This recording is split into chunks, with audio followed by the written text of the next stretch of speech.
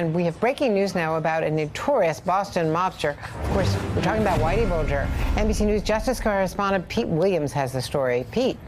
Well, Andrea, what we've been told is that Whitey Bulger has been found dead in a federal prison in West Virginia, the prison at Hazleton that he had just been moved to.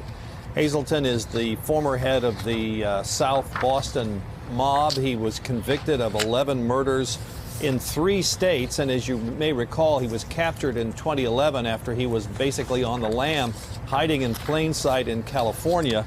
Now we're told he was found dead shortly after he was moved to this prison in West Virginia. There are local reports that Bulger was murdered at the prison, but the people we've been talking to cannot confirm that. He was 89 years old. He'd just been relocated. He'd been moved around several times in recent weeks. He was in a penitentiary in Florida. He was moved to one in Oklahoma. And then within, I think, the past 24 hours, he was moved to this prison. So he had just gotten to this prison, this maximum security facility in West Virginia, where this morning he was found dead. Now, what the circumstances of his death are, I don't know. It certainly appears to be suspicious, whether it was an accident, whether it was natural causes, or whether he's murdered.